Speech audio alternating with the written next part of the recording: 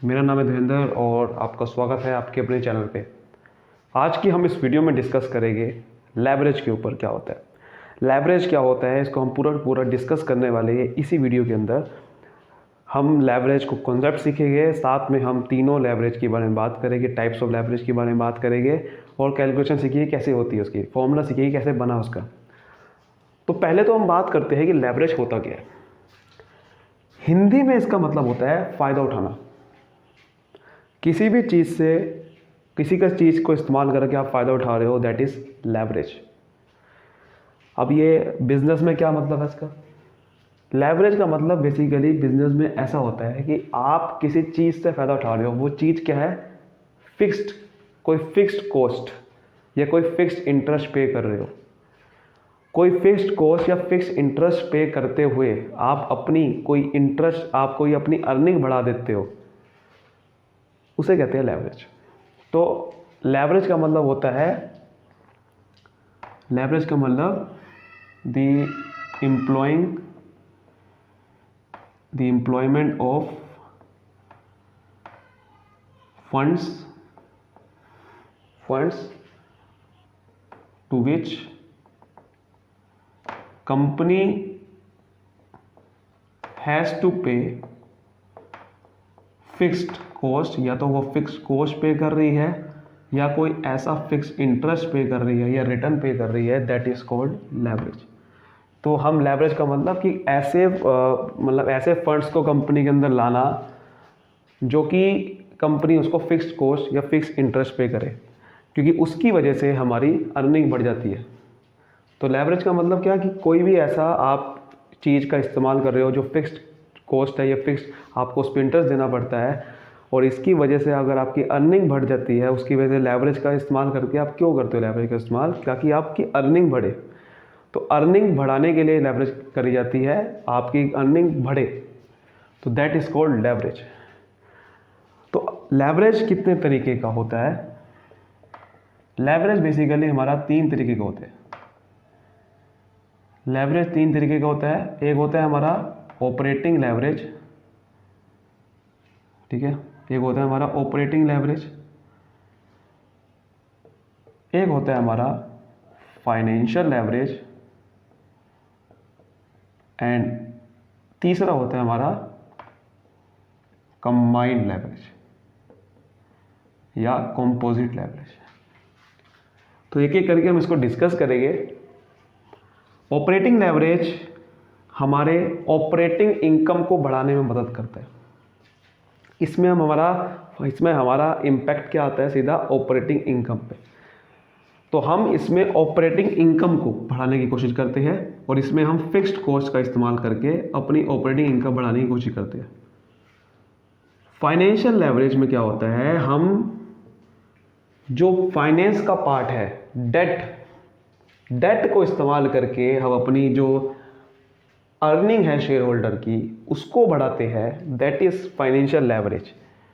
तो financial leverage में हम डेट कंपोनेंट को इस्तेमाल करते हैं जिसमें आपको फिक्स्ड इंटरेस्ट देना पड़ता है, उसका इस्तेमाल करके जब हम अर्निंग बढ़ाते होंगे, दैट इज फाइनेंशियल लेवरेज। और कंबाइंड लेवरेज में दोनों का कॉम्बिनेशन है, ऑपरेटिंग और फाइनेंशियल लेवरेज दोनों से जब हम एक्चुअल में दोनों से, ठीक है, दोनों से एक्चुअल में हम अर्निंग बढ़ाते हैं, अपनी टोटल अर्निंग, जो भी आपकी टोटल अर्निंग है जितनी बढ़ाने की कोशिश करती है, दैट इज कंबाइंड लेवरेज। दोनों में आ जाते हैं, इसमें फिक्स्ड कॉस्ट फिक्स्ड इंटरेस्ट दोनों आ जाती है।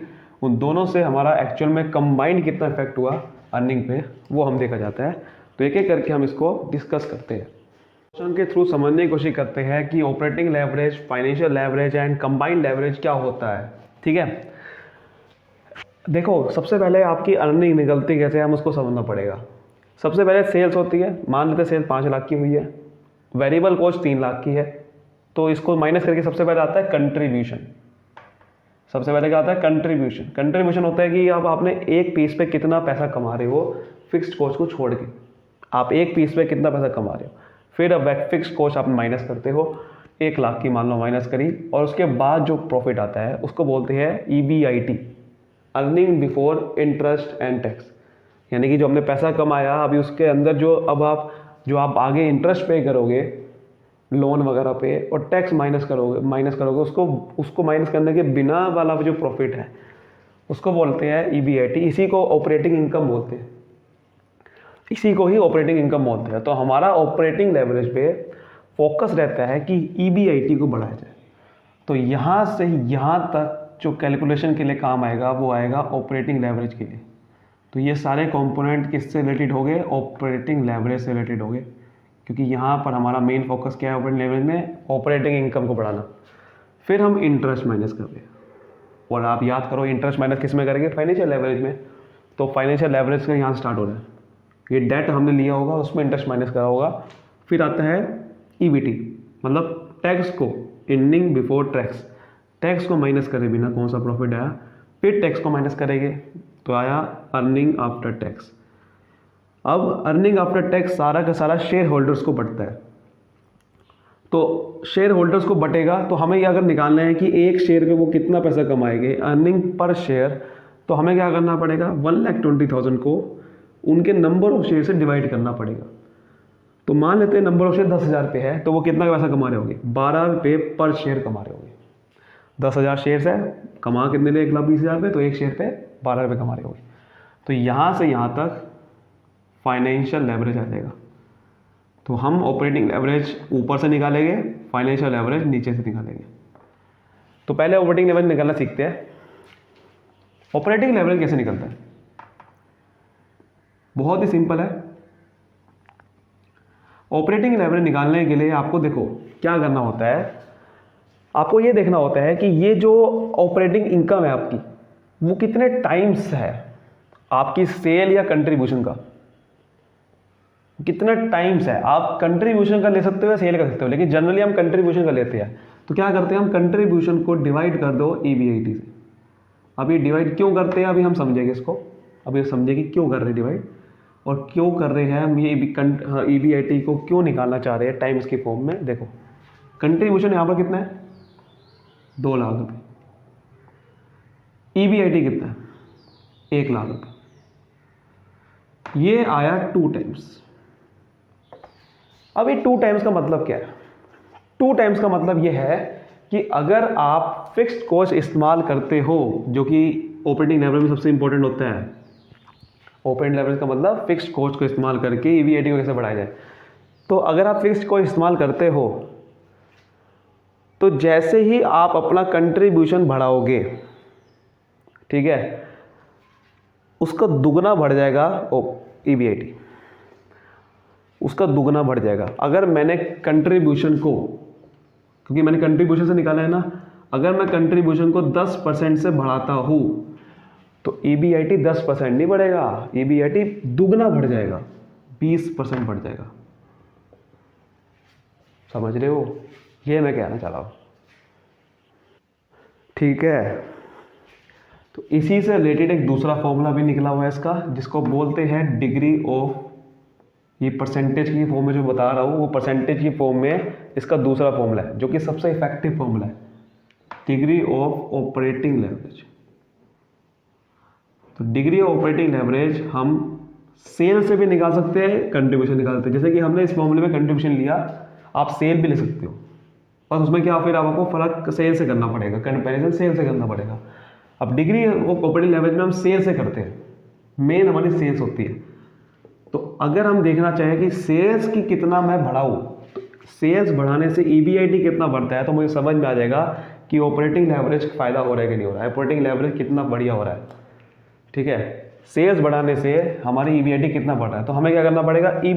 परसेंटेज चेंज इन EBIT, क्योंकि परसेंटेज चेंज इन EBIT ज़्यादा होता है तो इसको ऊपर लिखेंगे।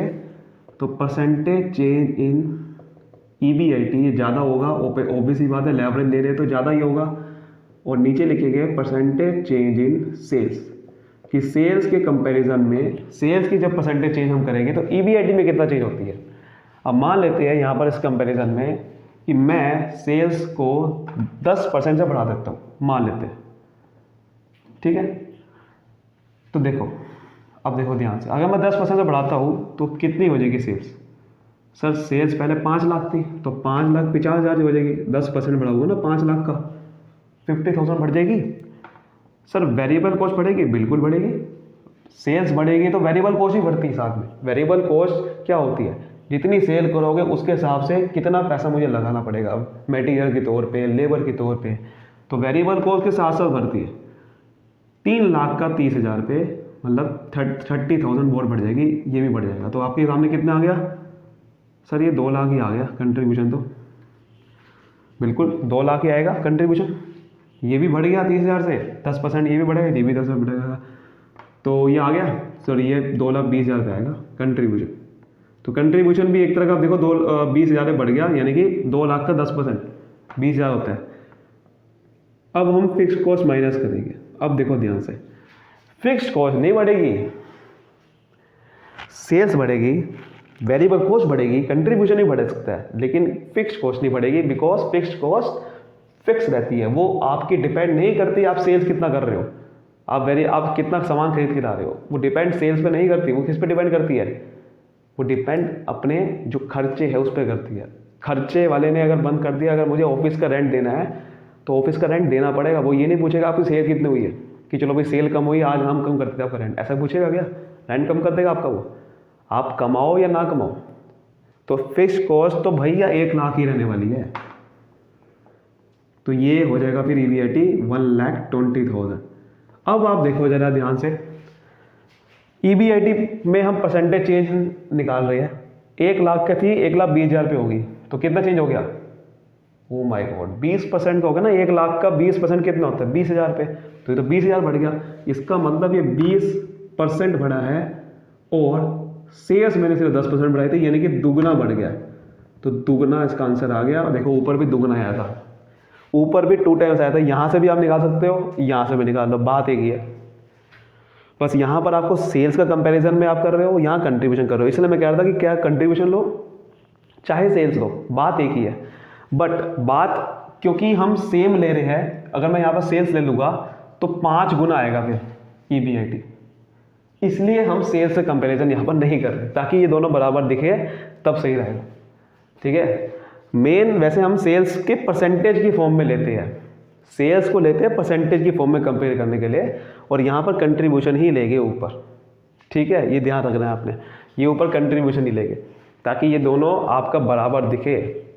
ये भी दुगना आएगा, दुगना ये भी आ रहा है, बट ये दुगना इसलिए आ रहा है क्योंकि कंट्रीब्यूशन का दुगना है वो, कि इसका मतलब ये कि अगर मैं कंट्रीब्यूशन बढ़ाऊंगा तो उससे दुगना बढ़ता है EBIT। जैसे आप देख सकते हो कंट्रीब्यूशन मैंने कितने, कंट्रीब्यूशन बढ़ा 10%, यहाँ भी कंट्रीब्यूशन 10% बढ़ा है, बट ये 20% बढ़ गया। तो ऑपरेटिंग लेवरेज का मतलब यही होता है कि आप ये जो फिक्स्ड कॉस्ट है इसका इस्तेमाल कैसा कर रहे हो। अगर ये ज़्यादा होगी तो EBIT कम आएगा, लेवरेज बहुत ज़्यादा आ जाएगी। ज़्यादा लेवरेज बुरा होता है। कैसे बुरा होता है? आप सोच रहे हो तो बढ़िया है, तो बढ़िया है ना कि चलो भाई आपको 10% सेल बढ़ाओगे तो सेल EBIT तो दुगना हो जाएगा, बढ़िया है। बढ़िया नहीं है। कैसे बढ़िया नहीं है? क्योंकि देखो अगर मैं सेल्स को 10% से घटाता हूँ ना तो दुगनी EBIT घट जाएगा मेरा। एक समय पर बहुत बड़े लगेगा, लेकिन अगर जैसे ही डिप्रेशन पीरियड आया, जैसे ही आपकी सेल डाउन हुई तो उससे दुगनी डाउन EBIT की अर्निंग हो जाएगी। आप करके देखना, यहाँ पर 10% से अगर मैं घटाऊंगा 5 लाख का 10% 4.5 लाख, सॉरी 5 लाख 10% 50,000 घट के 4.5 लाख हो जाएगा। इसका 30,000 पे घटाऊंगा मैं तो 2,70,000 पे आ जाएगा। तो इसका भी आप 10% घटा दो, 2 लाख का यहाँ पे 1,80,000 पे आ जाएगा। फिक्स कॉस्ट तो भैया फिक्स रहने वाले हैं, चाहे आप सेल करो या ना करो। और यहाँ पर कितना आ जाएगा? 80,000। अब आप देख सकते हो कितना मेजर डिफरेंस आ गया यहाँ पर। मैंने 10% सेल्स घटाई है EBIT, ठीक है। तो बेसिकली देखो यहाँ पर कितना बड़ा चेंज आ गया। यहाँ से नहीं कंपेयर करेंगे हम, यहाँ से कंपेयर नहीं करेंगे, ये 10% बढ़ाने के बाद वाली है।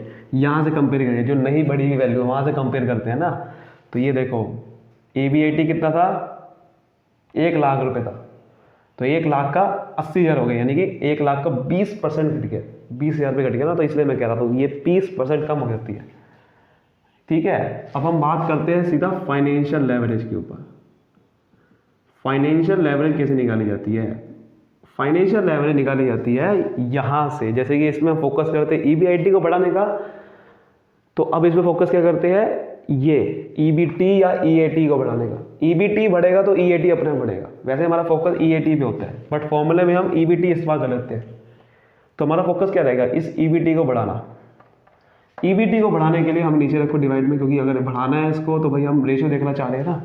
जैसे कि हम इसको यहाँ रख रहे थे, रेशियो देखना चाह रहे हैं कि ये सबसे इसकी कम वैल्यू होगी हमेशा, पता है आपको। और ऊपर EBIT को लेंगे, EBIT को, क्योंकि ये हमारा एक्चुअल में प्रॉफिट है जो कि मैं बढ़ा सकता हूँ EBIT को। ऊपर से ऑपरेटिंग लेवरेज बढ़ेगा तो ही फाइनेंशियल लेवरेज बढ़ेगा ना। EBIT बढ़ेगा तो EBT अपना बढ़ेगा बाद में। देखो कि हम देखेंगे कि EBIT का असर क्या जा रहा है, मतलब EBIT में चेंज होने की वजह से EBT कितना टाइम से बढ़ता है। तो यहाँ पर देखते हैं EBIT अगर 1 लाख है, EBIT कितना है 1 लाख, EBT 50,000 पे है, तो 50,000 पे आ गया। इसका मतलब ये 2 टाइम्स फाइनेंशियल एवरेज आ गई, 2 टाइम्स। मतलब कि अगर मेरा EBIT 10% बढ़ेगा तो ये EBT 20% बढ़ जाएगा, क्योंकि 2 टाइम्स उसका बढ़ता है। तो ये आपका देखने में मदद करता है। अब हम इसका ना डिग्री भी समझ लेते हैं कि डिग्री वही बिल्कुल वैसे ही निकलेगा, डिग्री ऑफ फाइनेंशियल एवरेज। इसमें कोई सेल्स तो है नहीं, मैंने कोई ऐसा बताया था सेल्स कंट्रीब्यूशन में कोई ज़्यादा फर्क नहीं है, क्योंकि वो सेम परसेंटेज से बढ़ता है। यहाँ पर आप यही चीज़ कंपोनेंट को ही इस्तेमाल करोगे, और कोई कंपोनेंट है ही नहीं यहाँ पर। तो अब आप क्या करोगे, जो आपको परसेंटेज चेंज इन EBT हमेशा ज़्यादा होता है तो उसको ऊपर रखो। तो परसेंटेज चेंज इन EBT वो ज़्यादा होता है ना, तभी तो आप निकाल सकते हो ना कितना टाइम्स हुआ है। तो और नीचे रखो परसेंटेज चेंज इन EBIT, इसी पे कंपेयर कर रहे हैं। जैसे कि 10% कोई चीज़ बढ़ी, ठीक है, EBIT अगर कुछ परसेंटेज बढ़ेगा तो कितना टाइम्स EBIT उसका परसेंटेज है। उसके लिए हम यहाँ पर ये एग्जांपल लेते हैं। यहाँ पर हम क्या करते हैं, EBIT को बढ़ाते हैं। अब देखो आपके सामने मैं EBIT बढ़ाने वाला हूँ, इसको हटाते हैं यहाँ पर पहले। देखो अगर मैं EBIT को 10% बढ़ाता हूँ, 1 लाख था EBIT, इसको 10% बढ़ाते हैं। EBIT को मैंने कर दिया 1,10,000 पे, 10% बढ़ा दिया 10,000 पे। इंटरेस्ट बढ़ेगा 10%? नहीं, जैसे कि वहाँ फिक्स कॉस्ट नहीं बढ़ रही थी, डेट का इंटरेस्ट भी फिक्स देना पड़ता है, तो वो नहीं बढ़ेगा। इंटरेस्ट कितना हुआ, इंटरेस्ट 50,000 पे ही देना पड़ेगा। तो ये कितना आ गया, 60,000 आ गया। कितना आ गया ये सर, ये आ गया 60,000। बिल्कुल सही है। कोई दिक्कत यहाँ तक, कोई दिक्कत आपको यहाँ तक हो रही है, कोई नहीं हो रही ना। अब देखो 10 ये आ गया EBT। अब आप देख सकते हो कि EBT पहले 50,000 पे था, कितना हो गया 60,000 पे। आप परसेंटेज चेंज निकालो जरा, कैसे निकालते परसेंटेज चेंज, इन दोनों के डिफरेंस लो, 60,000 को इससे माइनस करो, डिवाइड कर दो 50,000 से, तो मतलब वही चीज़ 10,000 अपॉन 50,000 पे, क्योंकि पहले 50,000 पे था, बढ़ा कितना है वो ऊपर रखो, परसेंटेज चेंज आ गया 20% का। ऑटोमेटिकली आप देख सकते हो 2 टाइम्स बढ़ गया। ये कितना बढ़ा है, 20% बढ़ गया ये, लेकिन तो ये तो 10% बढ़ा था। यही तो मैं कह रहा हूँ कि अगर EBIT में आप EBT में अगर 20% चेंज है तो भाई ये सिर्फ 10% का चेंज है, यानी कि 2 टाइम चेंज आ जाता है, दुगना चेंज आ जाता है। तो ये आपका बताता है फाइनेंशियल लेवरेज। और ये किसकी वजह से हुआ, इंटरेस्ट की वजह से। अगर मेरा इंटरेस्ट कम होगा तो बताओ क्या ये लेवरेज कम आएगी कि नहीं आएगी, कम आएगी ऑटोमेटिकली, क्योंकि भाई अगर मैं इंटरेस्ट 1.5 लाख कर दूं या 70,000 पे कर दूं तो ये 30,000 हो जाएगा। तो 30,000 पे अगर हो जाएगा तो चेंज भैया कम आएगा ना, ध्यान से देखो। सॉरी 70,000 पे नहीं, कम कर दूं, क्योंकि ज़्यादा करूँगा लेवरेज तो EBT घट जाएगा। चेंज तो आपको लगेगा बहुत तकड़ा आ गया, कि इसका मतलब वो भाई अगर मैं 10% बढ़ाऊँ तो 40% मेरी बढ़ जाएगी। मैंने भाई वो गलत है, वो रिस्क है वहाँ पर। तो किसी दिन अगर आपका घट गई ना EBIT तो 40% से घटेगा भी फिर, तो इसलिए ज़्यादा नहीं होना चाहिए। इंटरेस्ट जितना कम होगा उतना ये ज़्यादा आएगा, उतना ही टाइम्स कम आएगा ये। तो यही चीज़ है। अब मैं आपको दिखाने वाला था कि देखो कि EAT भी आप रख सकते हो, कोई दिक्कत वाली बात नहीं है। यहाँ पर आप देख सकते हो, अब मैं यहाँ पर वही एक्सटेंड कर रहा हूँ, 10% को आगे बढ़ा रहा हूँ। तो देखो EBT नहीं बढ़ा, EBT तो 20% बढ़ गया, कोई बात नहीं। टैक्स देखते हैं, टैक्स मैंने 20% का यहाँ पर लेना है। तो 20% जैसे यहाँ पर मैंने लिया था, अब यहाँ पर 60,000 का 20% लेते हैं तो 12,000 पे आ रहा है। कितना आ रहा है, 20%, ये वैसे गलत हो गया था मेरा यहाँ पर 20%, ये सारा का सारा वो गलत हो गया था प्रोसीजर, वो मैंने यहाँ पर थोड़ा गड़बड़ हो गई थी, कोई दिक्कत नहीं है। 20% यहाँ पर 10,000 पे आएगा, ठीक है। और EAT हमारा फिर 40,000 पे हो जाएगा, और ये 40,000 पे हो जाएगा, तो ये यहाँ पर 40,000 पे आएगा, ये 4 पे हो जाएगा, ठीक है, कोई दिक्कत नहीं। चलो टैक्स कितना हो गया सर? 12,000 पे हो गया, तो ये कितना आ गया? 48,000 हो गया। अब आप ध्यान से देखो, ये EAT है, ध्यान से देखो जरा, EBT सॉरी टैक्स रेट कितने परसेंट से बढ़ा है सर? 10,000 पे था, टैक्स कितने से बढ़ गया सर? 20% से बढ़ गया ना। 20% कितना होता है 10,000 का? 2,000 पे, तो टैक्स भी 20% बढ़ा। क्यों बढ़ा 20% से? ये बता सकते हो? ये 20% से क्यों बढ़ा? क्योंकि भैया ये फिगर, क्योंकि टैक्स लगता किस पे है? EBT पे। तो अगर EBT 20% से बढ़ा है तो ऑब्वियसली बात है टैक्स भी तो उसका 20% फालतू देना पड़ेगा। फिर अब टैक्स थोड़ी 10% हो गया फालतू, जब वो फिगर पे ही लगता है, इस पे फिगर पे लगता है, तो अगर ये फिगर 20% बढ़ गई तो टैक्स तो अपने आप ही 20% से बढ़ेगा, क्योंकि उस फिगर की वैल्यू 10,000 से बढ़ गई है, तो 10,000 फालतू टैक्स देना पड़ेगा ऑटोमेटिकली आपको। तो टैक्स रेट आपका 20% से बढ़ा, तो आप ऑटोमेटिकली आपका EAT इतना आ गया। अब देखते हैं कंबाइंड एवरेज। अब मैं आपको बता रहा था ना कि EAT से भी निकाल सकते हैं, निकाल के देख लो, EAT भी वही निकलेगा। देखो ये भी 20% से बढ़ा है, तो 48,000 को भी लोगे, किससे कंपेयर करोगे आप? 48,000 कंपेयर कर लो आप किसी से भी आप, ठीक है। बस क्या होगा कि ये टाइम 2 टाइम्स नहीं आएगा, मैं कहना चाह रहा हूँ कि 2 टाइम्स नहीं आएगा। कंपेयर कर सकते हो आप कि 20% बढ़ेगा, जैसे कि यहाँ पर 10% बढ़ा होगा तो 20% बढ़ेगा, कंपेयर कर लो, कोई दिक्कत वाली बात नहीं है, ठीक है ना। जैसे कि आप यहाँ 48,000 है, तो 48,000 आपका कितना परसेंट से बढ़ेगा? देखो ये कितना से बढ़ रहा है? आप डिवाइड करोगे तो 8,000 से बढ़ रहा है। EAT 8,000 से बढ़ रहा है, 40,000 पे था, तो 4 2 जा कितने से बढ़ रहा है? 20% से तो बढ़ रहा है। अभी मैं वही तो कह रहा हूँ, बढ़ेगा ये भी 20% से ही। बट कंपैरिजन आप अलग अलग कर सकते हो कि EBIT को आप यहाँ पर रखोगे, EBIT कितना था? 1 लाख अपॉन क्या रखोगे आप? 1 लाख अपॉन 48,000 रखोगे, तो टाइम्स अलग निकलेगा। परसेंटेज की फॉर्म में सेम आएगा, लेकिन यहाँ पर टाइम्स में फर्क आपको दिख सकता है, तो वो फर्क आपको दिखेगा, लेकिन बढ़ेगा 20% ही। ये अगर EBIT 10% बढ़ रहा है, ये बढ़ेगा ये भी 20% ही। ये मैं आपको बताना चाह रहा था। अब हम कंबाइंड लेवरेज समझते हैं। कंबाइंड लेवरेज कुछ नहीं होता बेसिकली, कि इन दोनों का कॉम्बिनेशन होता है, कि operating leverage into financial leverage आप कर दो, operating leverage into financial leverage, बस कि टोटल मिला के आपका इन दोनों का इंपैक्ट कितना आ रहा है। ऑपरेटिंग लेवरेज का फॉर्मूला क्या होता है? C upon EBIT। Financial leverage का फॉर्मूला क्या होता है? EBIT upon EBT। EBIT से EBIT कैंसिल, क्या आ गया? C upon EBT। तो मतलब कि अब आपका कंबाइंड लेवरेज निकल जाएगा। कंट्रीब्यूशन देखो और EBT देख लो। कंट्रीब्यूशन कितना है? 2 लाख रुपए, और EBT कितना है? 50,000 पे, तो ये कितना आ गया? 4 गुना, 4 टाइम्स।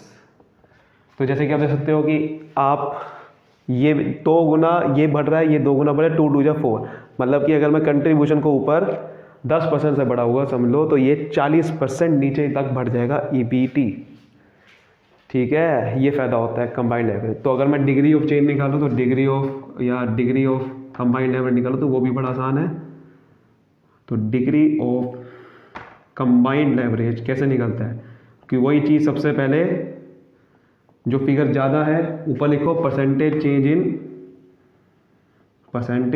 EBT, क्योंकि वो ज़्यादा आएगा, और परसेंटेज चेंज इन कंट्रीब्यूशन, या परसेंटेज चेंज इन सीधा सेल देख लो आप, क्योंकि मैंने को जैसे बताया था कि सेल्स और कंट्रीब्यूशन में फ़र्क ज़्यादा कुछ होता नहीं है, वो भी 10% से बढ़ता है 10%। तो अगर सीधा कंट्रीब्यूशन है तो सेल्स भी ले सकते हो आप, तो सीधा सेल्स लेंगे हम, कि सेल्स बढ़ाने से सीधा यहाँ पर क्या इम्पैक्ट आएगा।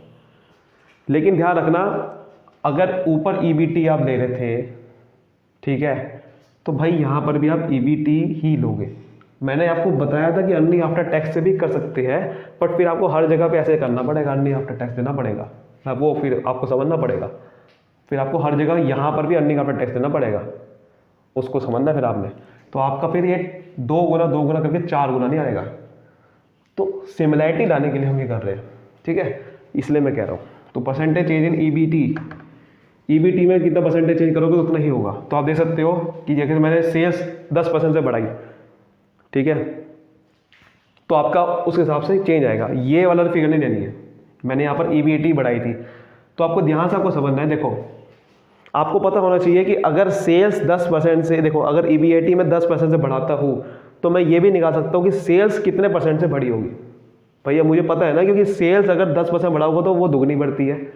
तो इसका आप उल्टा भी कर सकते हो कि अगर ईबीटी 10% बढ़ा है तो सेल्स 5% बढ़ी होगी, क्योंकि 5 का दुगना 10 होता है ना, 5 का दुगना 10 होता है, क्योंकि जितना परसेंटेज ये बढ़ा है ये दुगना है सेल्स का, सेल्स के परसेंटेज से। तो इसका मतलब सेल्स 5% बढ़ी होगी।